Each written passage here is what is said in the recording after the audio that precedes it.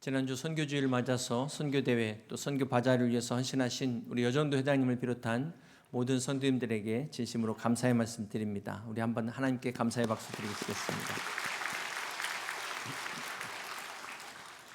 네, 제가 태어나서 처음으로 비행기 타고 해외에 나간 적이 1989년 대만이었습니다. 그 당시에는 여권을 받으려면 소양교육이라는 그 교육을 받아야만 여권이 나오는 그런 시절이 있었습니다. 대학을 졸업하고 갓 군 복무를 마친 시점에 주찬양 선교단에서 대만 찬양 선교 여행을 같이 가자는 제안이 왔습니다. 중요한 것은 그 당시 저에게 중요한 것은 공짜로 간다는 겁니다. 그래서 할렐루야 하고 더 이상 생각하지 않고 흔쾌히 합류를 했습니다. 여러분 그때 이제 지금도 그렇지만 김포공항에서 이렇게 저녁에 착륙할 때 보면 하늘에서 밑에 보이는 빨간불이 다 십자가입니다. 타이페이 공항에서 저녁에 착륙하는데 이 빨간불이 뭔가 내려서 봤더니 관우장 빠이빠이라는 우상이었습니다. 타이페이를 기점으로 해서 대만 전역을 돌면서 노방 전도와 노방 찬양을 통해서 대만의 복음화를 위해서 기도했던 적이 있습니다. 이때 이 찬양을 통해서 언어와 또 문화와 국경을 초월해서 복음을 전하는 문화선교의 비전을 제가 처음으로 갖게 되었습니다. 이것이 저의 첫 해외 단기 선교 여행이었습니다. 두 번째 단기 선교는 1995년에 제가 신학대학원에 재학 중일 때 지방의 작은 교회를 섬기고 있었습니다. 작은 찬양 선교단을 데리고 중국 단기 선교를 다녀올 기회가 있었습니다. 이 당시 대부분은 이제 큰 교회들에서 단기 선교가 가능했지 지방의 작은 교회에서 단기 선교 간다는 것은 그것도 해외 선교는 정말 쉽지 않은 상황이었습니다. 저희가 중국 들어갈 때 때마침 뉴스에서 국경 지역에 순복음교회 목사님이 북한에 납치됐다는 그런 뉴스까지 나온 터라 불안한 마음을 가지고 출발을 하게 되었습니다. 중국에 도착하자마자 배를 타고 대련항에 도착을 했는데 한 자매가 새벽에 큐티하고 책을 그냥 넣은 바람에 공안에 걸렸어요. 그래서 저희 전원 가방 탈탈 다 털려가지고 그때 가지고 왔던 성경 공부 교재 전부 다 압수를 당했습니다. 다 빼앗기고 대표가 누구냐고 해가지고 제가 조사실로 끌려갔는데 참 하나님의 은혜로 그 당시에는 지금처럼 중국 공안이 철저하게 감시하지 않아서 잘 나올 수 있었습니다. 그래서 대련에서부터 시작해서 연변을 거쳐서 도문까지 이제 중국의 교회들을 방문하게 되는데요. 우리는 뭐 수요일 금요일밖에 모이지 않지만 이분들은 그냥 오라고 하면 매일같이 옵니다. 그래서 매일 저녁 찬양 집회를 교회를 옮겨가면서 하는데 저희가 준비한 프로그램이 3시간짜리 4시간짜리 찬양 예배였습니다. 그래서 예배를 3시간 4시간 그 당시에 드리는데 이분들이 교회를 걸어가지고 반나절 이상 오셔서 집에 가려면 너무 늦어서 못 간대요. 내일 이제 주무시고 간다는 거예요. 그러면서 더 하라는 거예요. 더 할 게 없는 겁니다. 저희가 참 당황했던 그런 기억이 있습니다. 이때 중국이 상황이 얼마나 열악했는지 1995년도니까 3,000km를 버스로 이동하는데요. 여름에 에어컨이 안 됩니다. 이 차가 이 의자가 뒤로 안 넘어갑니다. 그냥 이렇게 딱 반듯이 이렇게 가는데 그것도 이제 젊으니까 괜찮은데 문제는 화장실이 너무 불편해요. 가는 데마다 화장실이 옛날 푸세식인데 문이 없습니다. 문이. 그래서 한 번은 기차역에 딱 들어섰는데 딱 눈 마주친 사람이 화장실에 앉아서 쪼그리고 앉아 큰일을 보는 사람과 제 눈이 딱 마주쳤어요. 근데 그 사람이 놀래야 되는데 제가 놀래가지고 당황했던 기억이 있습니다. 지난번 국민일보 국민미션 포럼에서 올해의 교회상으로 저희 교회가 수상을 했는데 그 부상으로 백두산 관광인데 제가 교회 사역 때문에 못 가고 비서실 사역자가 대신 갔습니다. 백두산 관광이래요. 근데 이틀에 2번이나 도전했는데 안개 때문에 천지를 못 봤다고 합니다. 그래서 그때 이제 때마침 그 사진이 있더라고요. 저희도 백두산 그때 올라가는데 비가 와가지고 우비를 입고 이렇게 중간에 또 우산을 쓰고 저렇게 올라갔습니다. 그런데 저희가 올라갔는데 저희가 올라가는 순간에 천지 안개가 쫙 거치는 거예요. 30년 전의 제 모습입니다. 비슷한가요? 저 백두산에서 제가 주님의 높고 위대하심을 함께 이렇게 찬양을 했습니다. 천지를 바라보면서. 그러니까 즉각 공안이 와가지고 제지를 시키더라고요. 그럼에도 저희가 소리내서 기도를 못하고 중국 땅을 위해서 저때 기도했습니다. 30년 만에 저 기도가 오늘 이루어지게 되었습니다. 오늘 말씀드리려고 하는 것이 바로 이것 때문에 그런데요. 오늘 제지회를 통해서 제주 비전센터에 중화침례 신학교를 세우게 됩니다. 실행위원회에서 결정된 설계도입니다. 저희 비전센터 안쪽에 공간에 저렇게 이제 중화침례 신학교를 세우게 됩니다. 지금까지 중화침례 신학교를 통해서 배출된 중국인 목회자가 2회 졸업생 40명과 현재 재학 중인 중국인 신학생 137명이 재학 중에 있습니다. 이 건물이 완공되면 아시아에서 학위를 인정받는 아타에 최종 가입이 승인됩니다. 자세한 내용은 보안상 설명드릴 수가 없기 때문에 재직회에 참여하시면 자세하게 보고를 드리겠습니다. 앞으로 우리 제주 비전센터를 통해서 이 귀한 선교의 비전을 잘 감당할 수 있도록 우리 성도님들의 기도를 부탁드립니다. 사랑하는 성도 여러분, 전 세계 복음주의자들을 대표하는 필립 얀시라는 분이 이런 말을 했습니다. 오늘날 교회가 닥친 가장 큰 위기는 교회의 존재 이유를 잃어버린 때다. 그러면서 교회는 기상청과 같아야 한다라는 말을 했습니다. 바람이 어느 방향으로 부는지 주시하고 관찰하듯이 하나님이 지금 어디에 관심을 갖고 계신지를 주시해야 된다는 것입니다. 그러면서 교회 목회자, 교회 리더들은 이 기상예보관과 같다는 이야기를 했습니다. 하나님이 지금 어느 방향으로 움직이실지를 잘 그때그때마다 주시하면서 민감하게 대응해야 된다는 것입니다. 그래야 교회가 제대로 사명을 감당할 수 있다는 이야기를 한 적이 있습니다. 그렇습니다. 그동안 우리 교회는 선택과 집중으로 중앙아시아 선교를 지금까지 해오고 있지만 이 중국 선교도 우리의 안보와 직결된 만큼 결코 포기할 수 없는, 소홀히 할 수 없는 사역임을 우리가 잊지 말아야 될 것입니다. 사랑하는 성도 여러분, 성경의 복음을 설명하기 위하여 사용된 비유 중에 빛과 소금과 누룩의 공통점이 있습니다. 이것들은 절대로 숨길 수가 없다는 것입니다. 가둬둘 수가 없습니다. 경계선을 넘어서 퍼져가는 것입니다. 빛은 어둠을 뚫고 나가 어둠을 밝힙니다. 소금 또한 음식 안에 들어가서 부패를 막아주게 됩니다.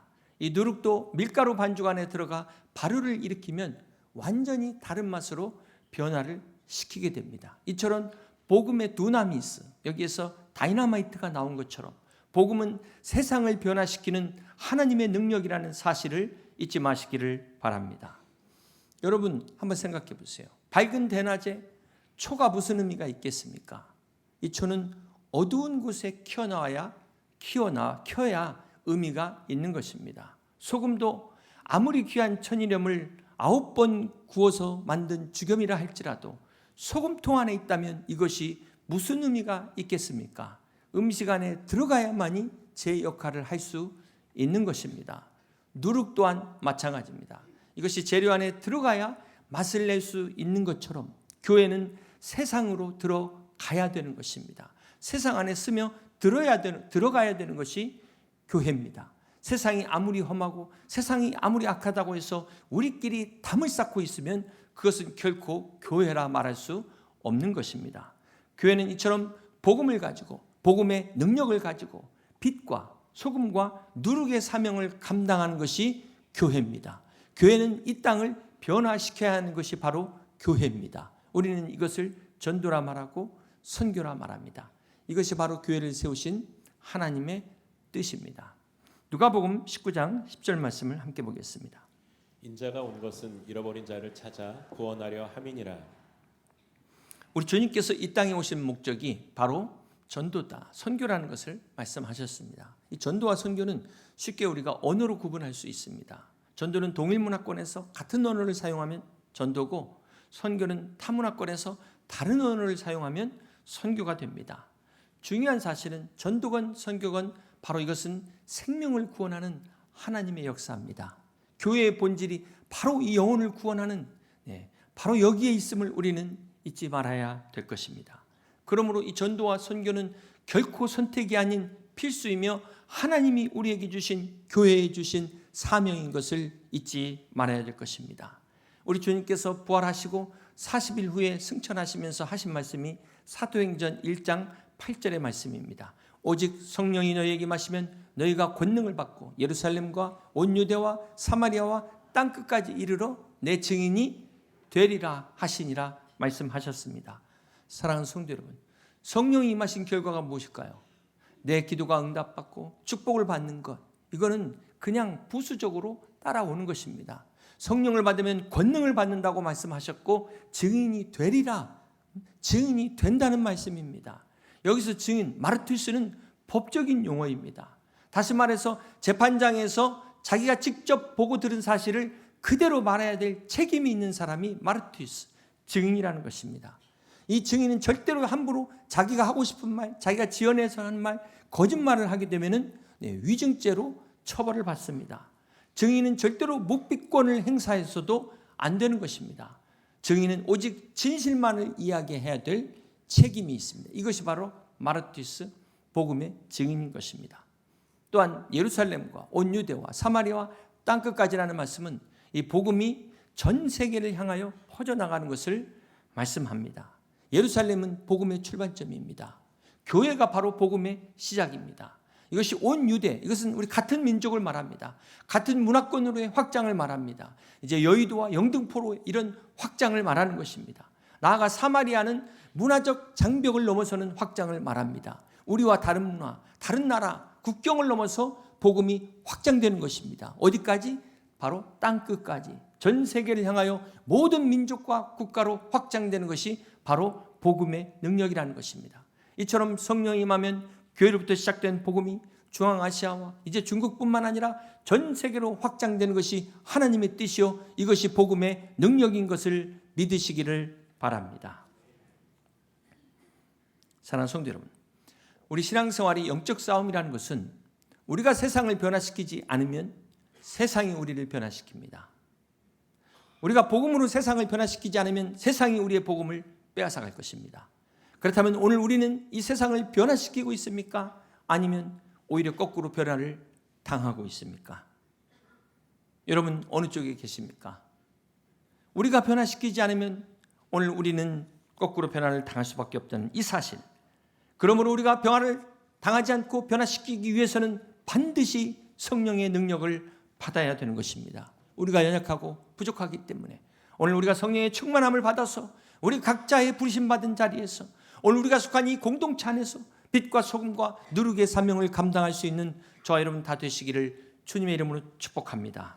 이 시간 여러분 한 사람 한 사람 말씀 가운데 예배 중에 성령의 권능 받으셔서 여러분의 가정을 변화시키시고 이 땅을 변화시키시는 우리 여의도 침례교회 귀한 성도들 다 되시기를 주님의 이름으로 축복합니다. 사도행전 10장은 최초의 이방인 선교가 이루어지는 역사적 장면이 기록되어 있습니다. 이탈리아 로마 군대의 백부장인 고넬료와 예수님의 제자인 어부 출신 베드로와의 만남이 나오고 있습니다. 자, 이는 당시 여러분 유대인과 이방인의 만남은 상상할 수 없는 만남입니다. 로마군 장교와 어부의 만남은 전혀 어울리지 않는 그런 만남이 어떻게 가능했을까요? 먼저 하나님께서 베드로와 고넬료의 만남을 위해서 특별한 환상을 준비하십니다. 하늘에서 보자기 같은 그릇이 내려오는데 그 안에 바로 유대인들이 부정하다고 여기는 온갖 짐승들이 다 있는 겁니다. 그러면서 하나님께서 베드로에게 이것을 잡아 먹으라고 말씀하십니다. 그러나 이때 베드로는 주여 그럴 수 없다면서 거부를 하게 되죠. 이때 하나님께서 계속해서 말씀하시는 내용이 사도행전 10장 13절입니다. 또 소리가 있을 때 베드로야 일어나 잡아먹어라 하거늘 베드로가 이르되 주여 그럴 수 없나이다. 속되고 깨끗하지 아니한 것을 내가 결코 먹지 아니하였나이다 한데 또 두 번째 소리가 있으되 하나님께서 깨끗하게 하신 것을 내가 속되다 하지 말라 하더라. 이런 일이 3번 있은 후 그 그릇이 곧 하늘로 올려져 가니라. 하나님께서 깨끗하게 하신 것을 더럽다고 정죄하지 말라는 말씀입니다. 사랑하는 성도 여러분, 하나님께서 베드로에게 이 환상을 보여주신 이유가 무엇입니까? 바로 베드로의 이 편견, 고정관념을 깨트리기 위해서 하나님께서 시청각 교육을 동원하셨습니다. 자, 여기서 우리는 베드로뿐만 아니라 많은 사람들이 다 이 문제에 걸려 있다는 것을 알 수가 있습니다. 오늘 우리가 믿음을 지킨다고 생각한 이것이 오히려 하나님의 뜻을 가로막을 수 있다는 사실입니다. 오늘 우리도 마찬가지예요.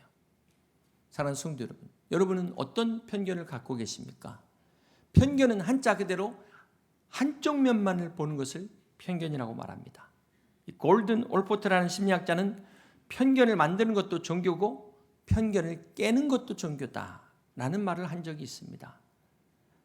우리가 종교라는 이름으로 자기 생각이 굳어지면서 그게 교리화되면 이것이 편견이 되고 이것이 고정관념을 만들게 된다는 것입니다. 이거는 이제 고장난 관념이 되는 거예요. 옛날에는 여자 팔자가 남자한테 달렸다. 그런데 요즘은 거꾸로 됐죠. 남자 팔자가 여자한테 달리는 그런 시대가 됐습니다. 남자든 여자든 우리가 팔자로 사는 게 아니라 십자가로 살아야 될 줄로 믿습니다.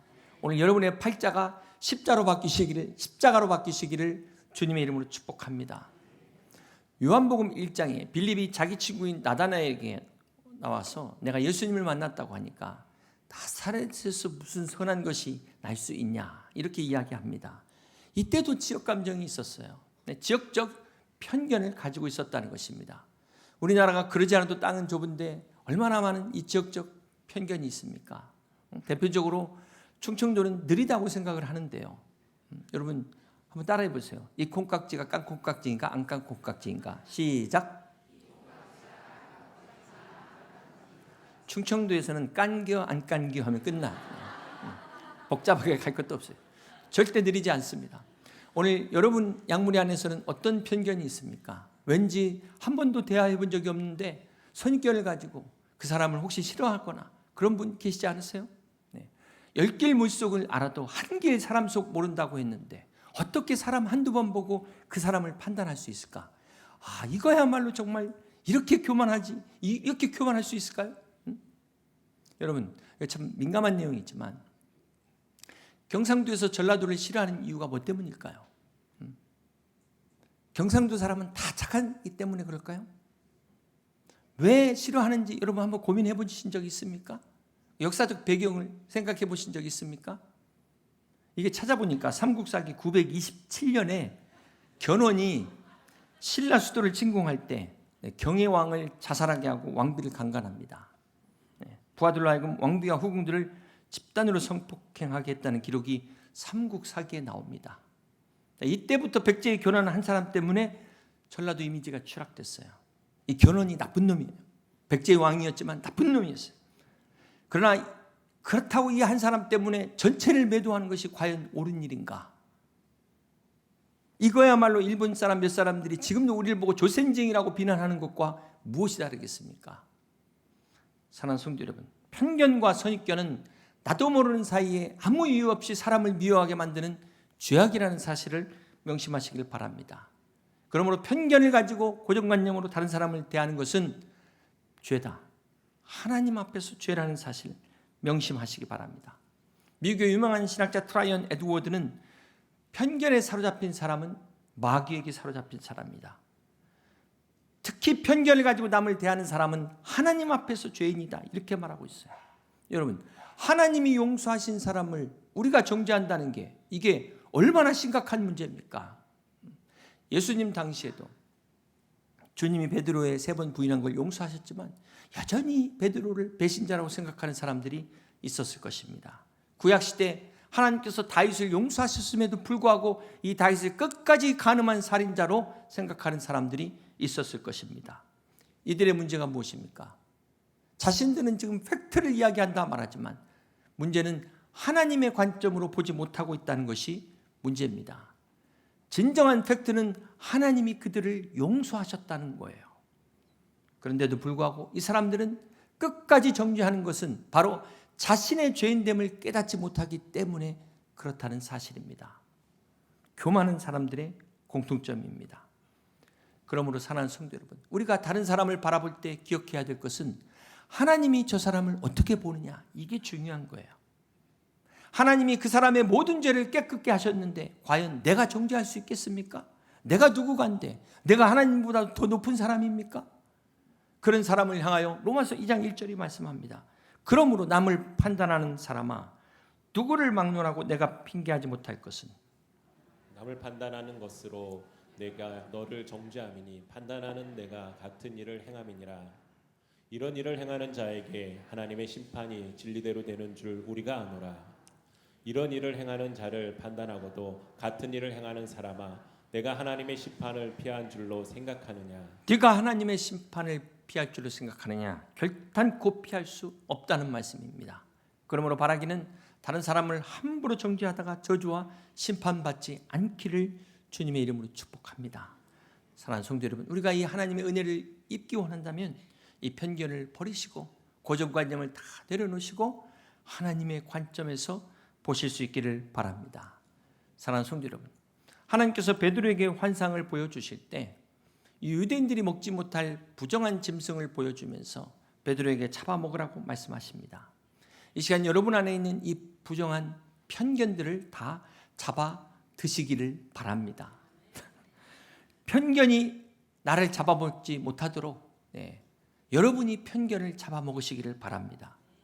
여러분, 돈만 잃어버린 게 손해입니까? 건강을 잃어버린 것만 손해입니까?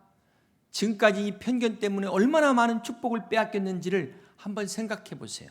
이거 제대로 알면 정말 원통하고 애통할 일이 없을 것입니다.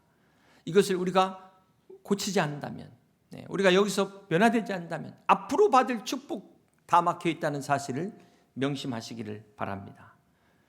또 한 가지 우리가 생각해야 될 것은 하나님께서 베드로에게 환상을 보여주셨다면 고넬료한테도 그냥 환상을 보여주시면 될 텐데 왜 굳이 베드로를 보내셨을까요?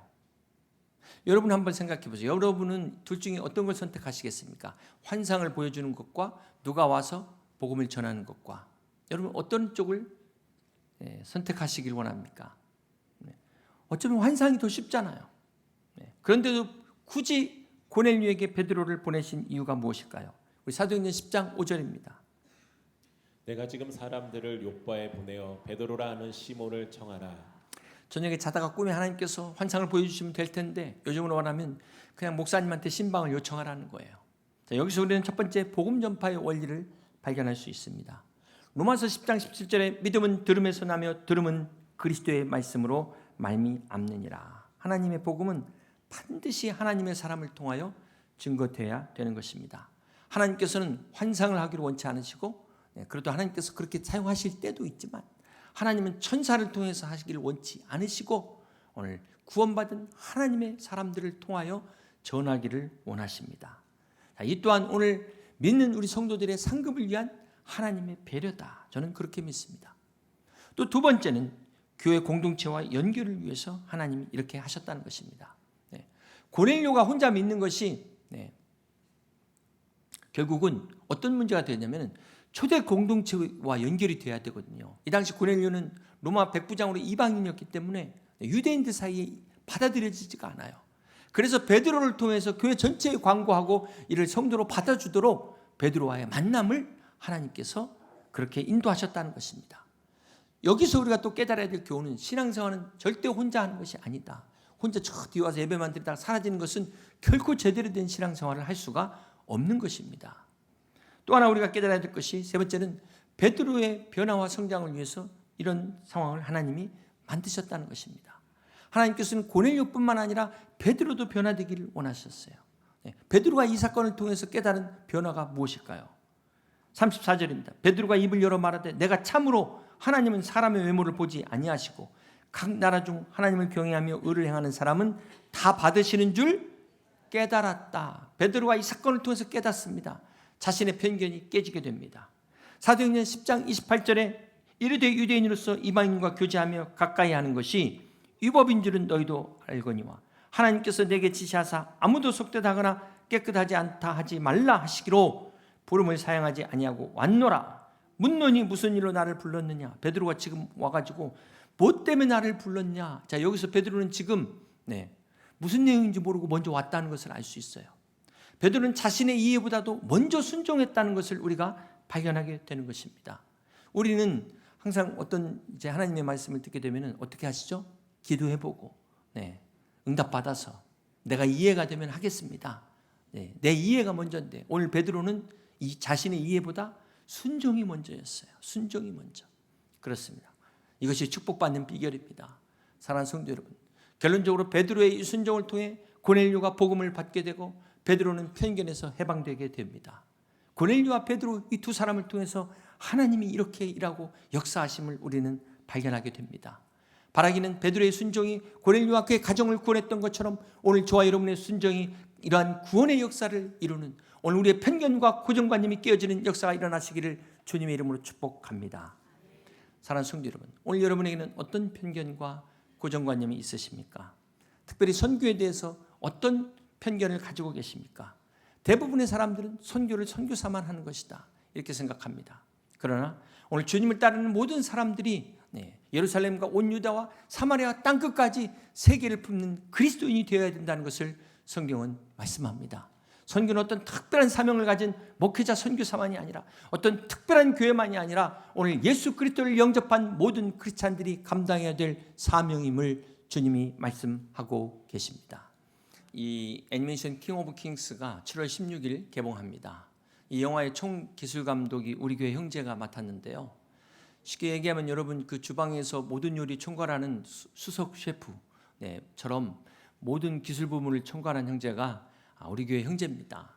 지난주 형제가 저한테 이메일을 보내주어서 잠시 소개하려고 하는데, 저 뒤에 앉아 있는데 자기 이름은 밝히지 말아달라고 해서 생략하겠습니다. 국명 목사님, 안녕하세요. 제 인생에서 참 뜻깊은 일이 있어서 목사님과 교회 감사 인사를 드리고 싶어 이렇게 메일을 드립니다.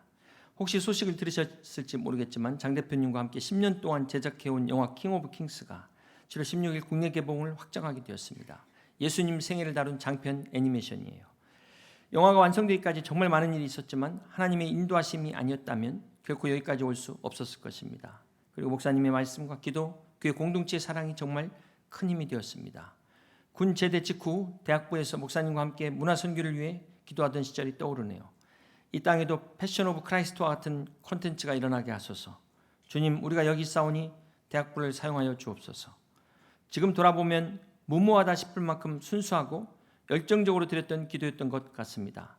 시간이 흐르며 저조차 그때의 기도를 잊고 지냈지만 하나님께서는 잊지 않으시고 놀라운 방식으로 응답해 주셨습니다.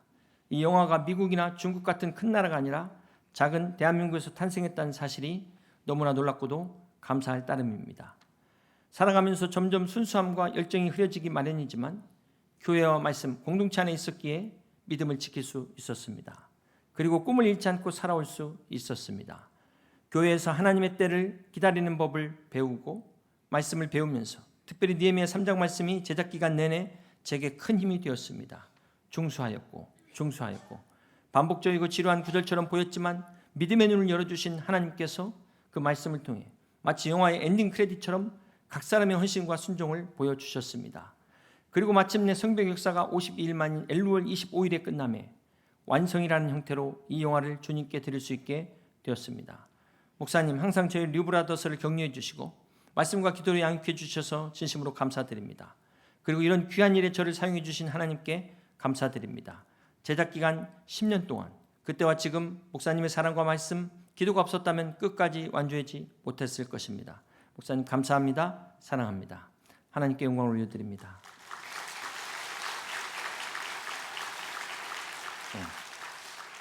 참 오래전 대학부 때 함께 기도했던 것이 참 이렇게 이루어진 하나님께 영광을 올려드립니다.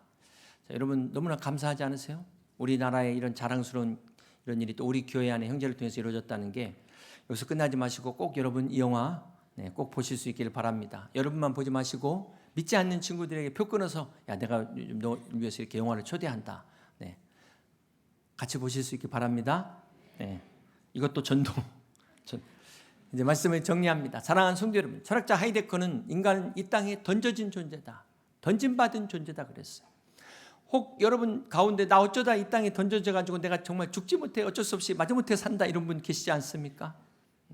요한복음 20장 21절에 예수께서 이르시되 너에게 평강이 있을지어다. 아버지께서 나를 보내실 것 같이 나도 너희를 보내노라. 주님은 우리를 이 땅에 보내셨다고 말씀하셨습니다. 내가 이 땅에 던져진 인생인가 보냄받은 인생인가 어떻게 구분할 수 있을까요? 사실 이거 눈으로 구분하기는 어렵습니다. 인간의 관점으로 볼 때 던져진 인생이지만 하나님의 관점에서 볼 때 보냄받은 인생이 될 수 있어요. 관점의 차이입니다. 그렇습니다. 우리가 어쩌다가 우연히 이 땅에 던져져서 지금 죽지 못해 마지못해 어쩔 수 없이 사는 인생이 아니라 오늘 우리를 이 땅에 이 시대에 우리의 가정에 우리 교회 보내신 하나님의 뜻을 이루는 하나님의 거룩한 사명을 감당하는 여의도 침례교회 귀한 성도들 되시기를 주님의 이름으로 축복합니다. 창세기 45장 5절에 당신들이 나를 이곳에 팔았으므로 근심하지 마소서, 한탄하지 마소서. 하나님이 생명을 구원하시려고 나를 당신들 앞서 보내셨나이다. 하나님이 큰 구원으로 당신들의 생명을 보존하고 당신들의 후손을 세상에 두시려고 나를 당신들 앞서 보내셨으니 그런즉 나를 이리로 보낸 이는 당신들이 아니요 하나님이시라. 그렇습니다. 나를 이리로 보내시는 이는 하나님이시다. 사랑하는 성도 여러분, 요셉이 자기를 노예로 판 형들을 용서할 수 있었던 이유가 바로 여기에 있습니다. 자신이 노예에 팔려왔다고, 노예로 던져졌다고 생각하지 않고 하나님의 비전을 위해서 하나님이 미리 보내신 것을 믿었기 때문입니다. 요셉은 철저하게 하나님의 관점에서 자기의 인생을 봤어요. 던져진 인생이 아니라 보냄받은 인생이라는 것을 깨달은 것입니다. 이것이 요셉의 믿음이에요. 이것이 요셉의 축복의 통로가 되는 축복의 비결이었습니다. 오늘 여러분을 하나님께서 여러분의 가정으로 보내셨다는 사실을 믿으시기를 바랍니다. 남편으로, 아내로, 그렇게 자녀로, 부모로 보냈다는 사실을 믿으시기를 바랍니다. 우리 여의도 침례교회로 보내셨다는 사실을, 집사로, 권사로, 장로로 하나님께서 보내셨음을 믿으시기를 바랍니다. 그러므로 여러분의 그 어떠한 어려움과 고난 뒤에 요셉처럼 생명을 구원하시려는 하나님의 섭리가 있음을 믿으시기를 바랍니다. 오늘 하나님께서 이사야 선지자에게 내가 누구를 보내며 누가 우리를 위하여 갈고 말씀하실 때 이사야가 주여 내가 여기 있나이다, 나를 보내소서라고 응답했던 것처럼 이 시대 이 땅을, 이 세상을 가슴에 품고 우리 가정과 사회에서 빛과 소금과 누룩의 영향력을 미치는 우리 여의도 침례교회 모든 성도들 다 되시기를 주님의 이름으로 간절히 축원합니다. 이 시간 주신 말씀을 생각하면서 우리 주님의 높고 위대하심을 함께 같이 찬양하며 기도하시겠습니다.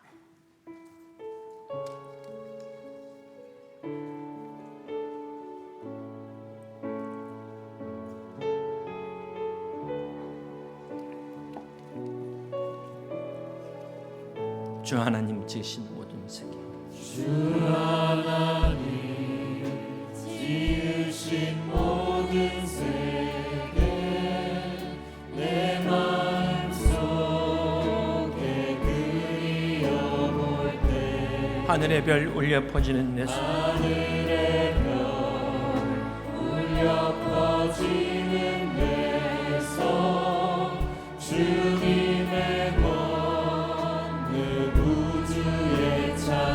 주님의 높고 위대하심을, 주님의 높고 위대하심을 내 영혼이 찬양하며 내 영혼이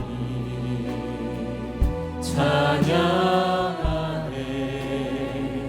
주님의 높고 위대하심을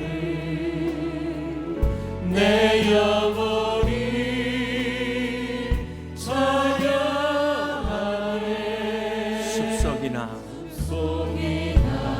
험한 산 골짜기에서 지저귀는 저 새소리들과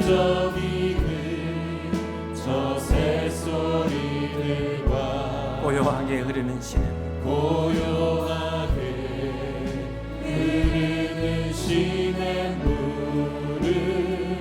주님의 솜씨 노래하도다.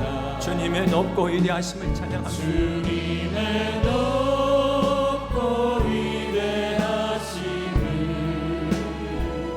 내 영혼이 찬양하네.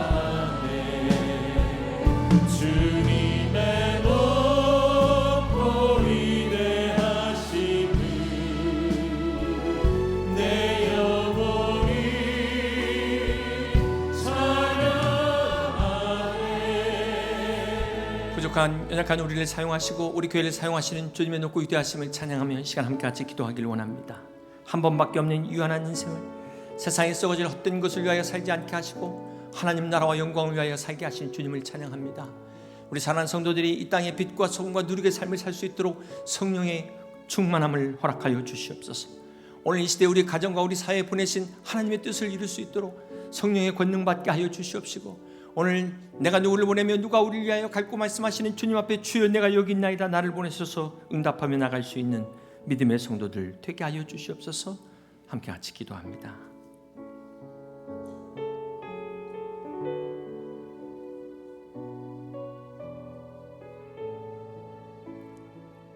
주 하나님, 독생자 김없이 우리를 위해 보내주셨네. 십자가에 피 흘려 죽으신 주, 내 모든 죄를 대속하셨네. 주님의 높고 위대하심을 내 영혼이 찬양하네. 주님의 높고 위대하심을 내 영혼이 찬양하네.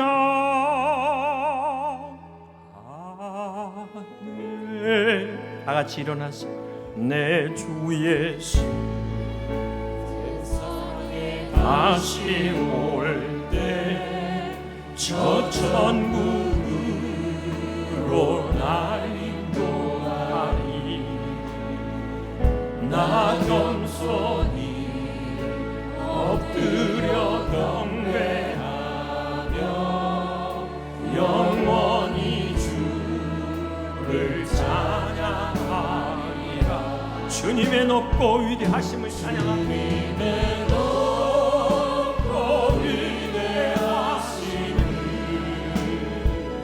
내 영혼이 찬양하네. 주님의 높고 위대하심을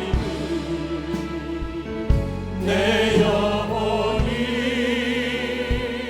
찬양하네. 주님의 높고 위대하심을 찬양합니다.